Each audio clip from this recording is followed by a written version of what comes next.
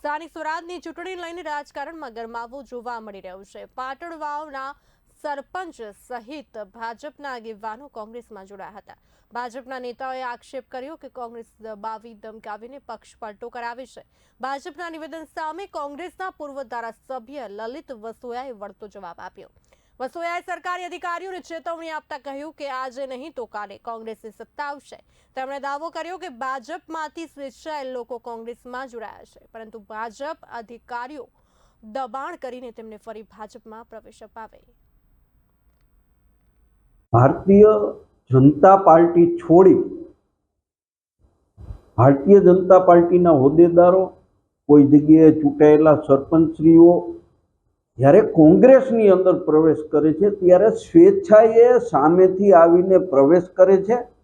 અને જ્યારે social media અને મીડિયાની અંદર આ વાત ડિક્લેર થાય છે એટલે તરત જ ભારતીય જનતા પાર્ટીના આગેવાનો સરકારી તંત્રનો દુરુપયોગ કરી અને ક્યાંક ને ક્યાંક સરપંચોને એવી દબાવણી આપે છે કે તાલુકા પંચાયતમાંથી અધિકારીઓ અમારા બેઠા છે, તમારા વિકાસના કામો અમે અટકાવશું। એટલે ભારતીય જનતા પાર્ટી લોકોને ફરીથી દબાવી અને ખોટા વિડીયો બનાવીને અપલોડ કરી રહ્યા છે।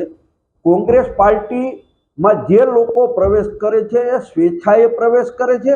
અમે કોઈને લોભ લાલચ આપતા નથી, કોઈ હોદ્દો આપવાની વાત કરતા નથી, પરંતુ ભારતીય જનતા પાર્ટી દબાણની